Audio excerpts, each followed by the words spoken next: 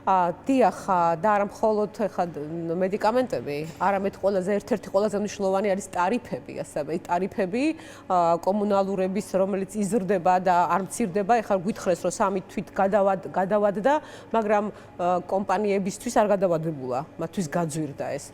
და ასევე ესეც ძალიან მნიშვნელოვანი ამბავია. ამიტომ ძალიან ბევრი თემა არის საბანკო კრედიტები, პროცენტები, რომელიც ასეთი მაღალია. ასე რომ ეს არ არის მხოლოდ ერთი რაღაცა მარკეტების თემა ან აფთიაქების თემა, ზოგადად სისტემური დამოკიდებულება როგორია და როგორ შეიძლება ამ ქვეყანაში ჯანსაღი ეკონომიკა გქონდეს ისე რომ მოქალაქეებიც დაცულები იყვნენ. აი ეს ბალანსი, რომელიც ყოველთვის ხელისუფლებამ უნდა, ეს არის სახელმწიფო საქმე, შენ რომ ისეთი ბალანსი დაიჭირო, რომ შენ აკონტროლო ეს ყველაფერი, რომ მოქალაქე, მომხმარებელიც დაცული იყოს და ბიზნესის არ დაახრჩო, რომ მან ეკონომიკური დოვლად, მან დოვლათი შექმნას. ეს არის ჩემი საქმე. ეს უნდა აკეთოს პოლიტიკოსმა, ეს უნდა აკეთოს სახელმწიფომ და ძალიან მნიშვნელოვანია სწორედ ინტერესთა კონფლიქტები რომ არ იყოს და შენი ინტერესები რაღაცა ბიზნეს ჯგუფი, გავლენიანი ჯგუფი რომ ეცდება თავის ინტერესი შემოიტანოს, შენ უნდა დაიცვა შენი მოქალაქე, რომელსაც ესეთი გავლენა არ აქვს.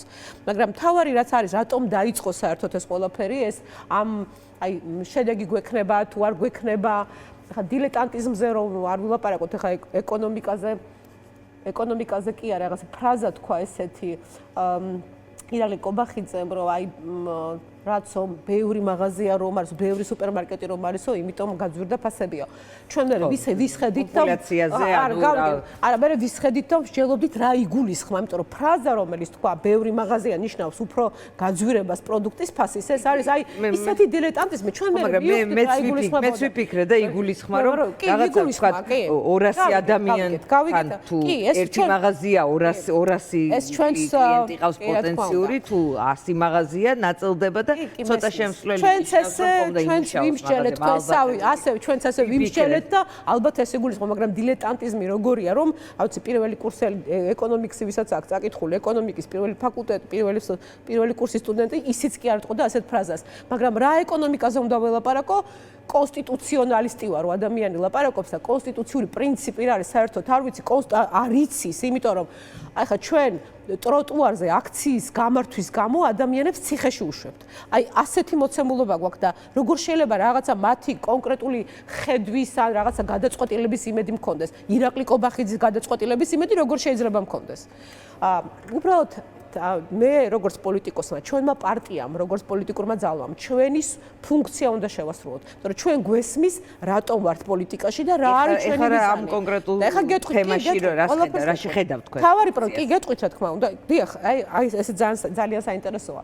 ქართული ოცნება, აი როცა ვლაპარაკობთ, როცა მის რაღაც გადაწყვეტილებებს ვაფასებთ, ხო?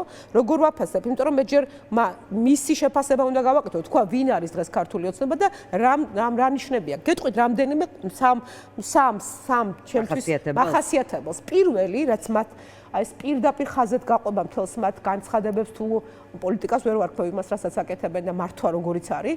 ეს არის პოლიტიკური ინფანტილიზმი, როდესაც არასოდეს მათი ბრალეულობა არაფერში არ არის და ყოველთვის ვიღაცა დამნაშავეა. Deep State-ი, გლობალურობის პარტია, აკაცუკი დაარქვეს რაღაცა ოპოზიცია, ადამიანები, კი, მაგრამ თვითონ არაფერ შუაში არ არის. ეს არის პოლიტიკური ინფანტილიზმი.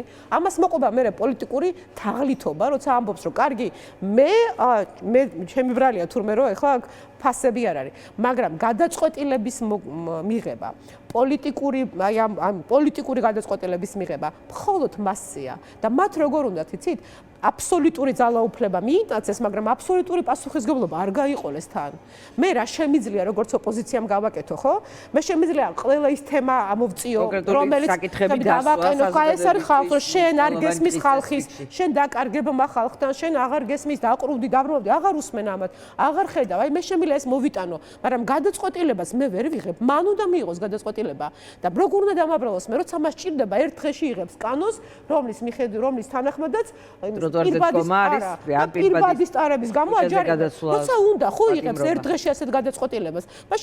მაშინ ის თემა რომ მიცით რა, ეს არის პოლიტიკური თაღლითობა. მე ამ პრობლემის მოგვარება არ შემიძლია, იმიტომ რომ შენ მიშლი ხელს, როცა შენ აბსოლუტური ძალაუფლება გაქვს და შენი რაღაცა კონკრეტული ვიწრო ინტერესი რო გაქვს, მაშინ იოლად იღებ გადაწყვეტილებას. ეს არის მთავარი, მაგრამ ყველაზე მთავარი პრობლემა კიდევ არის ეს პოლიტიკური ნარცისიზმი, რაც მათ ჭირთ, როდესაც შენეუბნები, კარგი, არ მინდა რომ ჩემი სახელი ერყოს, არ მინდა რომ რაღაც პოლიტიკური ქულა ჩავიწერო, მე მოგცემ იდეას და გამოასწორე. კარგი, შენი არიცი, ჩემი გაიგონე, მაგრამ მათი მიზანი განსხვავდება ჩვენი მიზნისგან.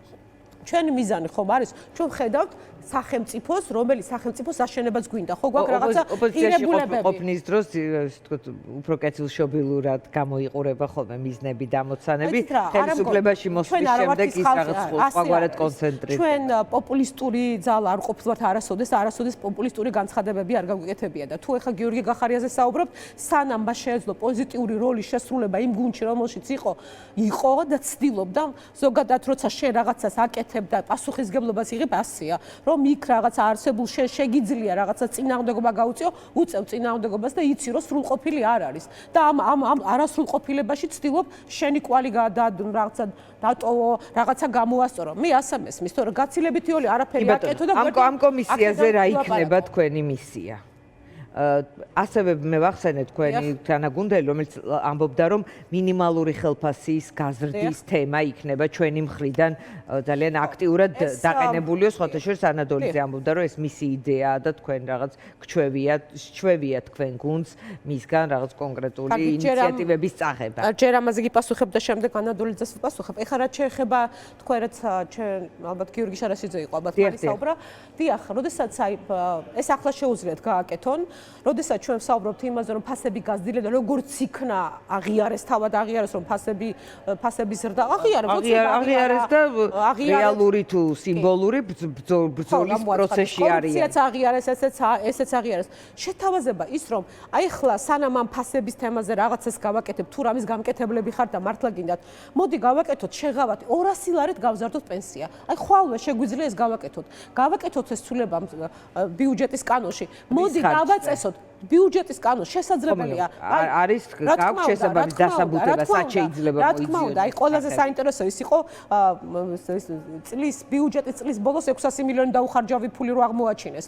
ესე იგი არსებობს რესურსი, შენ თუ კარგად ჩახედავ ამას და თუ მოინდომებ, მონდომების პრობლემა არც აინტერესებთ ეს არის პრობლემა, თორე არც იმ 1000 ლარიანი მინიმალური ხელფასის დაწესების პრობლემა არის. მაშინ ეს გავაკეთოთ. მოდით აი ეს გადაწყვეტილება მივიღოთ, სანამ თუ აღიარებ რომ შენს მოქალაქეებს უჭირს, ხომ აღიარე, ხომ გაუსწორე ამას თვალი. მაშინ მოდი გავაკეთოთ შეღავათ გაზარდე 200 ლარით პენსია. აი ხვალიდან დავიწყოთ ამაზე მსჯელობა და გავზარდოთ ახლა. ასეთი არ მომხდარა სულ რაღაც სიმბოლური 20-40 ასე ხდებოდა. ოდესღაც რაღაც ხონდა გააკეთო, ოდესღაც ხონდა შეიძლება გააკეთო თუ ამას თუ რამის გამკეთებელი ხარ და თუ მართლა სახელმწიფო და ეს გადარდებს, ეს გადაწყვეტილების მიღება თუ გადარდებს, მაგრამ ეს პრობლემა არის რეალურად იცი და ეს იმიტომ რომ ნახე როგორ არის ექიმთან რომ მიდის ადამიანი გამონაყარი მაქან სიცხე მაქვს. კარგი, პროფესიონალი ექიმი რას აკეთებს? კი მოგცემს რომ დაგიამდეს, ან სიცხემ დაგიწიოს, მაგრამ ეძებს საფუძველს, ეძებს კერას ეძებს, საიდან არის და ეხლა შენ თუ რეალურად ამ სისტემას მთლიანად არ შეხედე და რაღაცა ძირეული ცვლილებები არ გააკეთე, მაშინ გამოვა რაღაცა ფერუმალს წაუსობ და უკან დაგრჩება, რა ვიცი, ნაყვავილარი სახე. ასე არ შეიძლება. შენ უნდა მიუდგე სისტემურად უნდა მიუდგე ამას და მე გეუბნები რომ მზად ვარ მოვყვე აი ამ სისტემურ გადაწყვეტილებაში, რთულ გადაწყვეტილებაში, თუ შენ ამის გამკეთებელი ხარ, მაგრამ სამწუხაროდ ეს იმედი არ მაქვს რომ რაღაცა სისტემური გადაწყვეტილების მიღები არიან. რაც შეეხება ანადოლიძეს და იდეას რომ ჩვენ იდეებს პარავთ, არ ვიცი ხა ყველა თავის ეგოს იფხანს, როგორ მოიფხანს ამ ეგოს, ეს მისი გადაწყვეტილება არის. საერთოდ არა გვაქვს რა იდეების მოპარვა, ასე ყრია იდეები და რა ვიცი მთელი მსოფლიო ცივილიზებული სამყაროს გამოცდილება ასე დევს და მინდა გამოვიყენებ ამას და მინდა არ გამოვიყენებ და ჩვენ არა გვაქვს პრობლემა. აი ჩვენ შეგვიძლია ასე დავურიგოთ იდეებს და არც ამ კანონ პროექტზე მაქვს. აი ჩვენ ინიციატივა კი იყო ეს 1000 ლარიანი ზღვარი, მაგრამ აი ქართულმა ოცნებამ შეიტანოს, ოღონდ მიიღოს. ჩვენთვის ეს არის მნიშვნელოვანი შედეგი, ვისი იდეა დაერქმევა, ვისი სახელი დაერქმევა, ვინ რაღაც გაიპრანჭება, ამას არ აქვს მნიშვნელობა. შედეგი მჭირდება მე. ხო გეუბნებით, ეს არის აი ეხლაც აი პოლიტიკურ ამბებზე მინდა რაღაცა პოლიტიკაზე ვილაპარაკო და ეხა მაგალითად აი ძალიან მნიშვნელოვანი ამბავი თუ იფიქრებს ვიღაცა ამაზე გვექნება შეთავაზება იგივე ენერგეტიკასთან დაკავშირებით ჩვენ არა გვაქვს ენერგოპოლიტიკა აი ხა რო დაიჭირეს იქ ვიღაცებს ხო ხედავთ აგერ ჰესების ნებართვების გაცემაში ფულს რომ იღებდნენ და კორუფციაში იყვნენ ჩართულები რატომ ჰესი მჭირდება მზის მჭირდება ენერგეტიკა ხარი უნდა გამოვიყენო ეს ასე სპონტანურად ხდება რა ენერგოპოლიტიკა რა არის თავარი ორი ძირითადი საფუძველი აქვს ენერგოპოლიტიკას ეს არის უწყვეტი მომარაგება და ტარიფი შენ მე უნდა ვხედავდე რას აკეთებ შენ პოლიტიკის გამსაზღვრელი ვინც ხარ იმისთვის რომ უწყვეტი მომარაგება იყოს უზრუნველყოფილი და იმისთვის რომ ტარიფი შემცირდეს რა გვაქვს ეს ნარკოტიკების თემაზე გელაპარაკებით კი აი 80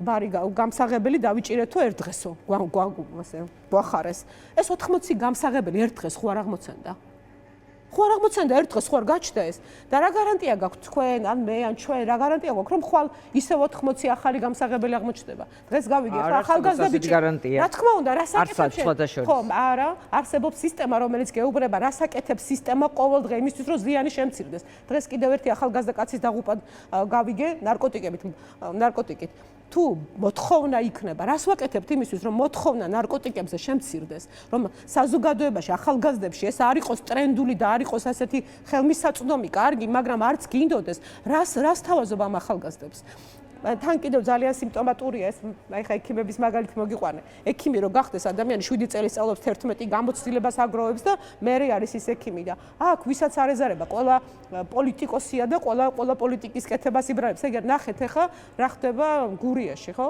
საკრებულოს თავმჯდომარე თავად მოუწიათ ამის აღიარება აი ასე შემთხვევით ადამიანებს რომ დასვამენ და ამხელა პასუხისგებლობას აკეთებენ მაგრამ სისტემაც პრობლემურია აღიარების მოწოდება ეს თქვა როცა უწევთ აღიარება და რაღაცნაირად ამის გაჯანსაღებას თუ რაღაც ამასთან ბრძოლას ცდილობენ აი ამას როგორ აღიქვამთ როგორც დადებიც თუ აი ღარიბაშვილი ახსენეთ და ღარიბაშვილი ამ კონტექსტში არის საინტერესო ღარიბაშვილი ნიჭიერი ადამიანი იყო ხეს ხომ და ვაღიარებ ნიჭიერი ბიჭი იყო ხო ის რომ ამ სისტემაში იმ ასაკში არ მოხვედრილიყო შეიძლება დღეს რომელიმე ბიზნეს კომპანიაში წარმატებული მენეჯერი ყოფილიყო აი სისტემა რომელიც არსებობს არის ისეთი რომელიც თუ შენ შუბლის ზარს გაიწყვეტ თუ ყველაფერზე ხელს მოაწერ აი თუ აი რა ვიცი როგორ გითხრა ყველა ღირებულებას ხალხს გადაუსვამ მაშინ გაძლევ შესაძლებლობას იყო წარმატებული და სხვა შემთხვევაში არა თუ შენ ქრისტიანულად ადამიანურად გინდა ცხოვრება არ გაძლევ შესაძლებლობას ამ სისტემას უნდა ვებრძოლოთ კიდევ მაგას ვონები ანუ პრობლემები რომელიც ქონდა მას ანუ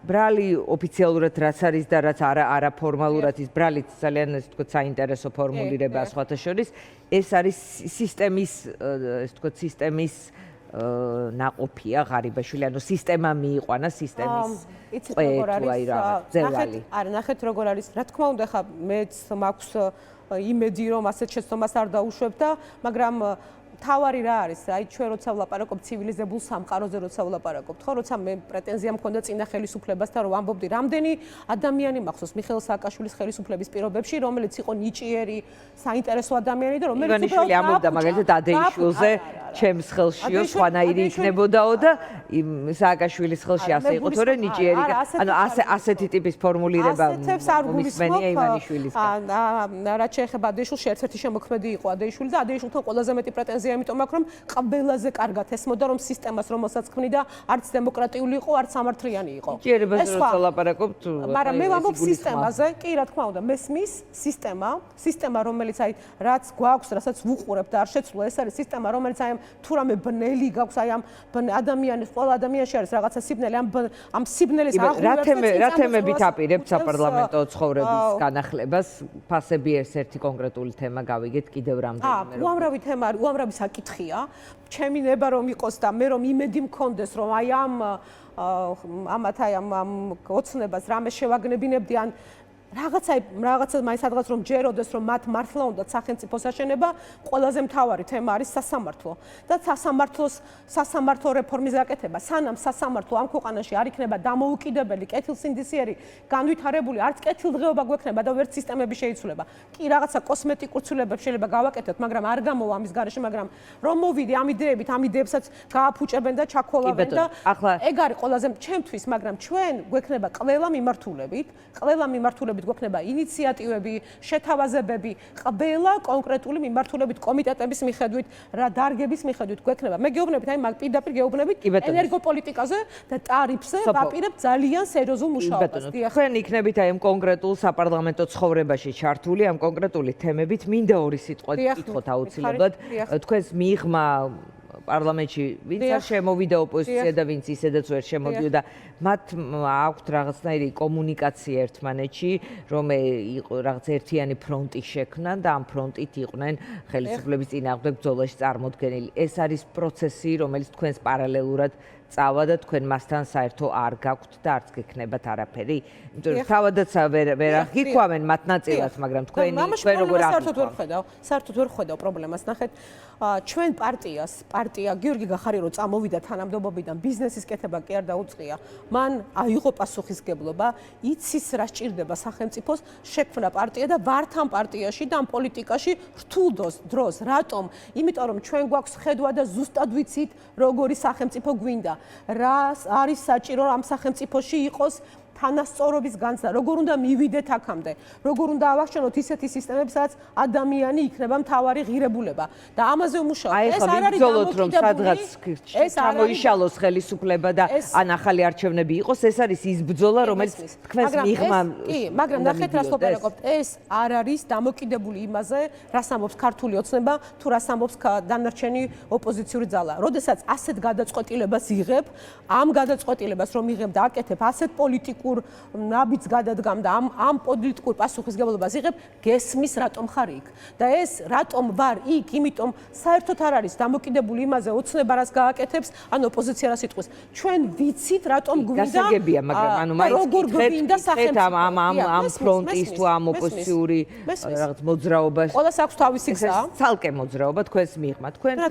ჩვენი გზა გვაქვს და ამას ვამბობ. რა თქმა უნდა, ჩვენ მქონდა სხვადასხვა გამოცდილება თანამშრომლობის ჩვენ გვესმის და არ ვიცი თქვენთან ეთერში 2018 წლიდან ვლაპარაკობ, მე მგონი რომ კოალიციური მმართველობა არის გამოსავალი ამ ქვეყნისთვის უახლოესი 10 წლის განმავლობაში კოალიციური მმართველობა და კოალიციური მმართველობის პირობებში სისტემის შექმნა. აი ეს არის ყველაზე მნიშვნელოვანი. სხვათა შორის ქართული ოცნების ამომრჩეველმაც უფრო გაიაზრა ეს ამბავი და ამიტომ არ მისცა აბსოლუტური უმრავლესობა. უმრავლესობა მისცა თავის პარტიას, იმ პარტიას, რომელსაც ხას ურჭერდა, მაგრამ არ მისცა აბსოლუტური უმრავლესობა. და აი ოცნება მიიტაცა ეს იხარბა და ესე რომ მიიტაცა ეს აბსოლუტური ძალაუფლება არ იღებს აბსოლუტურ პასუხისგებლობას. აიღონ პასუხისგებლობა.